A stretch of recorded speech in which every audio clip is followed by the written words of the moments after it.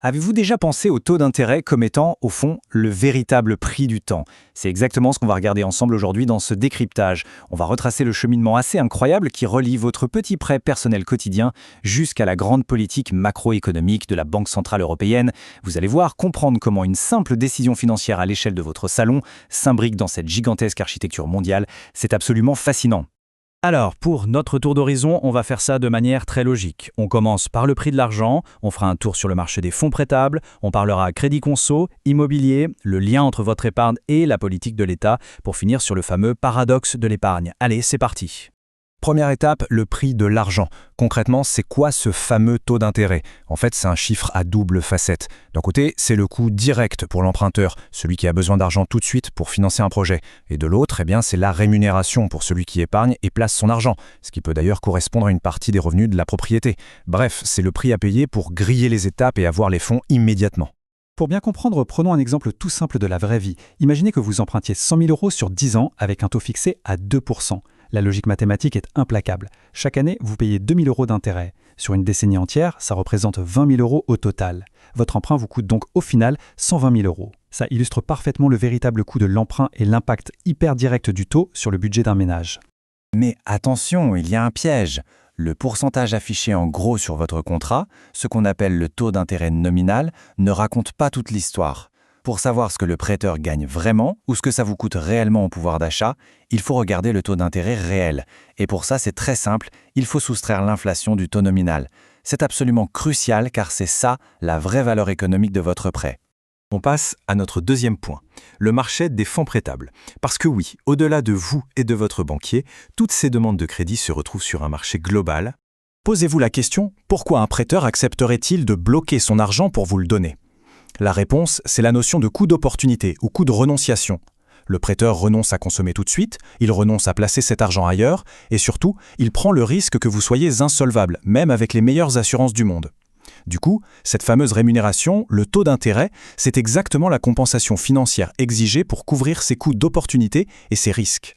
Ce qui rend ce marché des fonds prêtables si prévisible, c'est sa mécanique. Pour faire simple, l'offre de fonds est une fonction croissante du taux d'intérêt réel. Plus ce taux réel est élevé, plus les épargnants ont envie de prêter parce que ça rapporte gros. La demande, en revanche, c'est l'inverse. C'est une fonction décroissante. Quand les taux explosent, les emprunteurs prennent peur devant le coût du crédit et annulent leur projet. C'est l'offre et la demande dans toute sa splendeur. Troisième partie, le crédit à la consommation. Regardons un peu comment toute cette théorie percute le portefeuille des Français au quotidien, surtout sur la question du surendettement. Alors là, regardez bien ces chiffres, ils sont assez hallucinants. Quand on regarde les organismes financiers non bancaires, vous savez, les Cofidis, CTLM, Ubitet Crédit ou Floa Bank, pour un petit crédit de moins de 3 000 €, les taux de crédit à la consommation actuels explosent littéralement à plus de 23%. Ça redescend un peu vers 15,7% pour la tranche 3 000 à 6 000 € et à 8,6% au-delà. Vous comprenez tout de suite comment ces taux extrêmes sur de petits montants deviennent de véritables pièges qui nourrissent les spirales de surendettement. C'est tellement problématique que les règles ont dû changer. Avec la BCE qui pousse pour freiner la demande et faire baisser l'inflation, le taux moyen des nouveaux crédits conso a tapé les 5,9% en septembre 2025. Résultat, l'État tape du poing sur la table avec une nouvelle ordonnance en novembre 2026. Fini le Far West pour les mini-crédits et les paiements en plusieurs fois. Désormais, c'est vérification de solvabilité obligatoire pour tout le monde. Quatrième étape, on s'attaque à un autre gros morceau dans l'investissement des ménages, le marché de l'immobilier, qui bouge aussi pas mal en 2026. Il est d'ailleurs indispensable de bien différencier taux fixe et taux variable. En 2026, les taux fixes sont plafonnés à 4%. C'est d'ailleurs le choix de la sécurité, plébiscité par 75% des emprunteurs français qui veulent des mensualités qui ne bougent pas d'un centime. A l'inverse, les taux variables, eux, sont plafonnés à 5%. Mais attention, ils sont indexés sur les indices de marché, comme l'Euribor, ce qui veut dire que vos mensualités peuvent grimper du jour au lendemain. Et la bonne nouvelle, c'est que ça repart légèrement sur 2026. Même si les taux actuels de crédit immobilier tournent en moyenne autour de 3,4% pour des prêts sur 15 à 25 ans, l'investissement des ménages, notamment dans la construction, fait preuve d'une sacrée résilience. On observe une petite hausse de 0,5% au premier trimestre, puis carrément 0,7% de croissance au deuxième trimestre 2026. L'envie d'investir dans la pierre est toujours là. Cinquième partie, épargne politique. Jusqu'ici, on a beaucoup parlé d'emprunt, mais retournons la pièce de monnaie. Qu'est-ce qui pousse autant les Français à accumuler de l'argent de côté? Si on regarde les données en matière d'épargne en Europe à la fin de 2025, c'est frappant.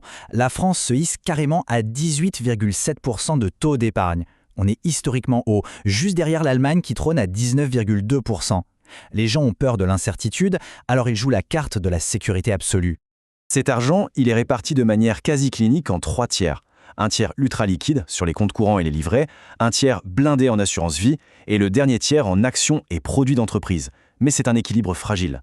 Vous savez que la simple petite baisse du taux du livret A, passé de 1,7 à 1,5% en février 2026, a suffi pour que les Français retirent massivement plus de 2,1 milliards d'euros. Impressionnant, non ? Et ce n'est pas qu'un choix individuel. Les politiques de la BCE et de la France sont littéralement orientées vers l'épargne des ménages. La BCE veut calmer le jeu sur la consommation pour viser ses 2% d'inflation. De son côté, l'État français encourage fiscalement l'épargne par sécurité, d'abord face aux risques qui pèsent sur notre système de retraite, mais aussi pour assurer le désendettement global et financer des politiques de l'offre pour nos entreprises. Ce qui nous amène à notre 6e et dernière partie. On encourage tout le monde à mettre de côté. C'est bien, c'est prudent, sauf que ça crée un immense problème. Le fameux paradoxe de l'épargne.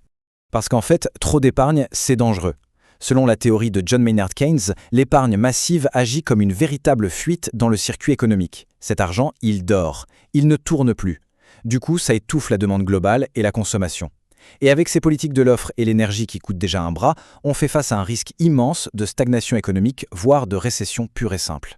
C'est là que je vous laisse avec la question à 1 million d'euros. Quel est le bon arbitrage ? Doit-on continuer à récompenser cette épargne excessive pour tuer l'inflation, au risque de provoquer une récession brutale, ou bien faut-il tout relancer au risque de voir les prix s'envoler de nouveau ? C'est ce casse-tête infernal qui se joue en ce moment même dans les couloirs de nos institutions. Fascinant, non ? Merci de m'avoir suivi dans ce décryptage et à très bientôt pour creuser un nouveau sujet.